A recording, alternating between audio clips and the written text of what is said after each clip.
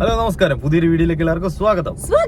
ഇവള് നല്ല എന്തോ മേക്കപ്പ് ഒക്കെ ചെയ്ത് മുടിയൊക്കെ സെറ്റ് ചെയ്ത് ഞാൻ മുടി സെറ്റ് ചെയ്തിട്ടൊന്നുമില്ല. ഞാൻ ഒരു ലിപ്സ്റ്റിക് അടിച്ചതാണ്. മുടി വെട്ടി ഇവള് മുടി വെട്ടി ഗൈസ്. അപ്പൊ ഇന്ന് കങ്കുവ ഡേ ആണ്. നമ്മള് PVR-ലാണ്, ലുലു PVR-ലാണ് കാണാൻ പോകുന്നത്. ഫസ്റ്റ് ടൈം ആണ് ഞാൻ. അതെ, ഞാൻ ഇവിടെ തിരുവനന്തപുരത്ത് ഇതിന് ഫസ്റ്റ് ടൈമാണ് കാണുന്നത്. അപ്പൊ മൂവി ഇന്ന് രാവിലെ മുതൽ നമ്മൾ യൂട്യൂബോ ഇൻസ്റ്റാഗ്രാമോ ഒന്നും തുറന്നു നോക്കിയിട്ടില്ല. അപ്പോൾ അതിന്റെ റിവ്യൂ ഒന്നും കാണാതെ നമ്മൾ ഡയറക്റ്റ് കാണുകയാണ്. നിങ്ങൾ ഓൾറെഡി കണ്ടായിരിക്കും. അപ്പോൾ നമ്മൾ കണ്ടിട്ട് നമ്മുടെ അഭിപ്രായങ്ങൾ നമ്മൾ ഇതിൽ ഇടുന്നതാണ്. അതെ അതെ, അപ്പൊ ഞങ്ങള് കണ്ടിട്ട് വരാം. ശരി.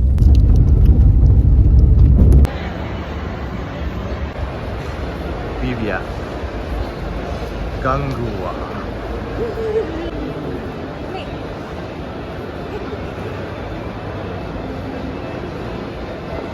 വൺ സെറ്റപ്പ് ആട്ടെ ഇവിടെ. കൊള്ളാല്ലേ? ഇവിടെയൊക്കെ പലരും എക്സ്പ്ലോർ ചെയ്തായിരിക്കും. നമ്മളിപ്പോഴാണ്.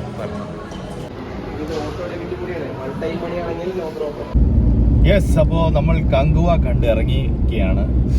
സത്യം പറയാലോ, ഡിസപ്പോയിന്റഡ് ആണ് അല്ലേ? ഡിസപ്പോയിന്റഡ് ആണ്.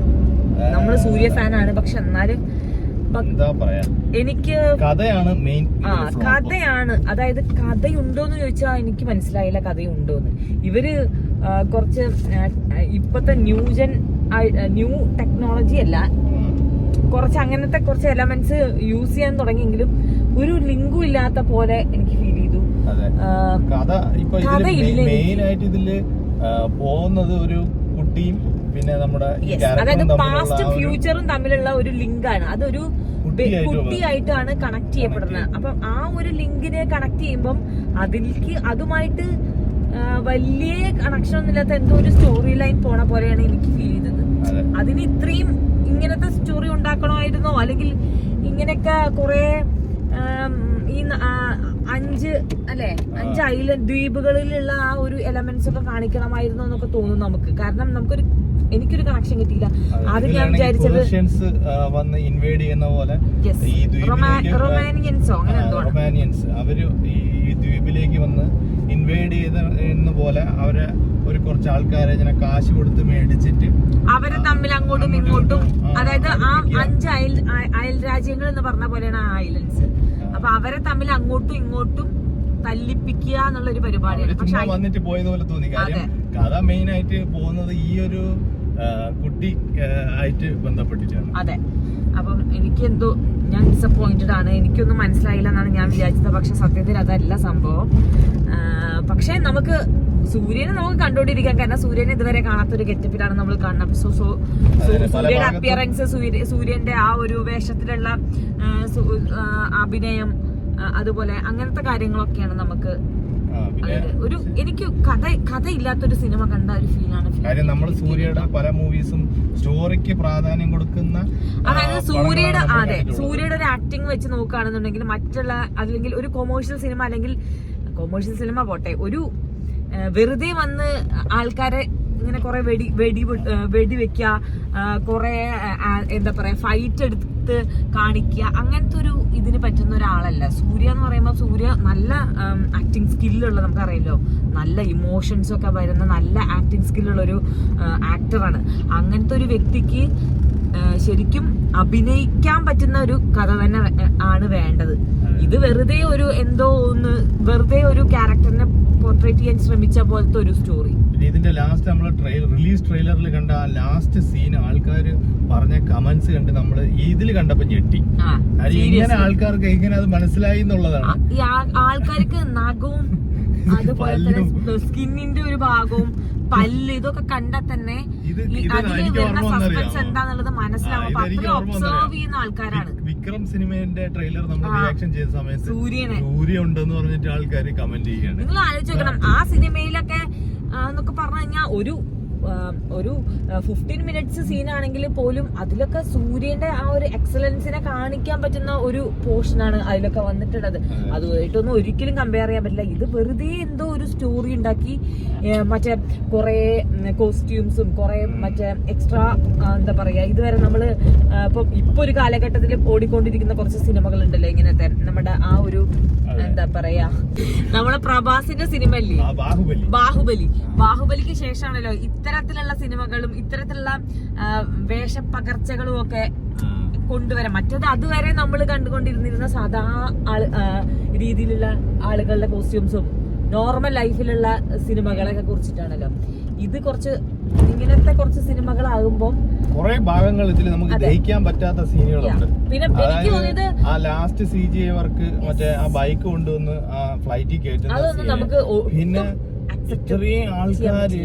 ഇത്രയും ആൾക്കാര് ഒരു മലയുടെ മുകളിൽ ഇത് യുദ്ധത്തിന് വരെയാണ്. അവിടെ സൂര്യ മാത്രമേ ഉള്ളൂ, അതായത് കങ്കുവ മാത്രമേ ഉള്ളൂ.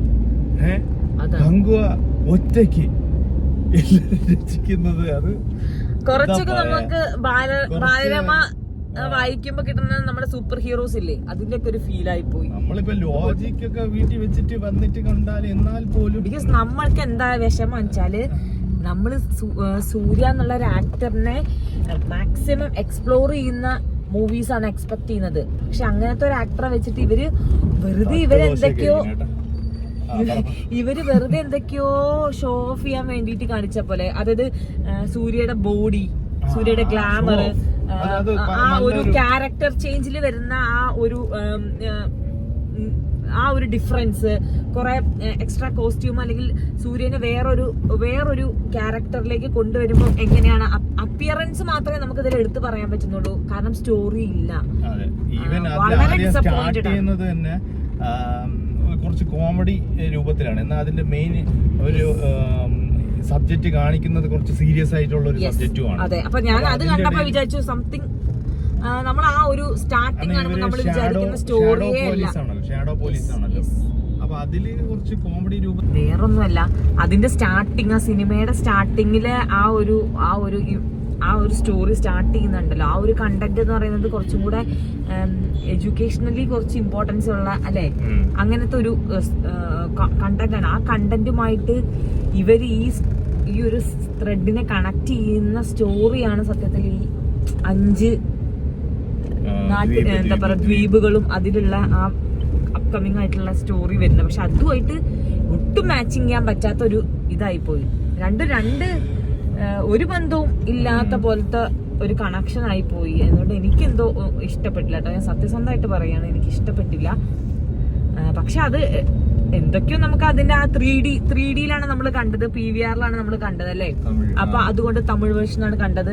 അപ്പം അതിന്റെ ഒരു എഫക്ട് കൊണ്ട് നമുക്ക് എന്തോ കുറെയൊക്കെ VFX ഒക്കെ ഉള്ളതുകൊണ്ട് കണ്ടിരിക്കാം എന്നല്ലാതെ നമ്മുടെ മനസ്സിൽ നമ്മളെ സൂര്യയുടെ സിനിമകൾ എന്ന് പറയുമ്പോൾ ഇത്രയും ഫ്ലോപ്പ് ആയിട്ടുള്ളൊരു സിനിമകളൊന്നും, അതായത് സ്റ്റോറി ഇല്ലാത്തൊരു സിനിമ എന്ന് ആദ്യമായിട്ടാണ് കാണുന്നത് ഞാൻ. കാരണം എനിക്കൊരു ബന്ധവും തോന്നിയില്ല അതില് ഇവരെന്താണ് ഉദ്ദേശിച്ചത്. ഈ ഒരു സിനിമ കൊണ്ട് ഇങ്ങനെ എന്താണ് നമ്മളടുത്തേക്ക് ആസ് ആൻ ആക്ടർ സൂര്യയുടെ എന്ത് ഇതാണ് നമുക്ക് മുന്നിലേക്ക് അവര് ഇട്ട് തരാൻ ഉദ്ദേശിച്ചതെന്നൊന്നും നമുക്ക് മനസ്സിലാവില്ല.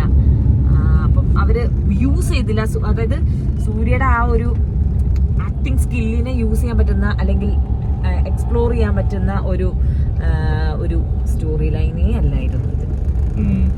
സോ കുറച്ച് ഡിസപ്പോയിന്റഡ് ആണ്. അപ്പൊ നിങ്ങളൊന്ന് ആദ്യം കമന്റ് ചെയ്യാട്ടോ, നിങ്ങൾക്ക് എന്താണ് തോന്നിയത്. സത്യസന്ധമായിട്ട് കമന്റ് ചെയ്യുക. നിങ്ങൾ ആസ് എ സൂര്യ ഫാൻ ആണെങ്കിൽ കൂടി നമ്മളുടെ സത്യസന്ധമായിട്ടുള്ള കമന്റ്സ് ഇടുക. കാരണം അതൊക്കെ ഫ്യൂച്ചറിൽ അവരെ പ്രൊജക്ട് സെലക്ട് ചെയ്യാനും അവരെ അപ്രോച്ച് ചെയ്യുന്ന സിനിമകളുടെ ക്വാളിറ്റി ഇമ്പ്രൂവ് ചെയ്യാനൊക്കെ സഹായിക്കും. അതുകൊണ്ടാണ് പറയണത്. സോ നിങ്ങൾക്ക് കണ്ടിട്ടല്ലേ എന്താണ് തോന്നുന്നത് വെച്ചാൽ അത് കമന്റ് ചെയ്യാട്ടോ. അപ്പം വീഡിയോ ഇഷ്ടപ്പെട്ട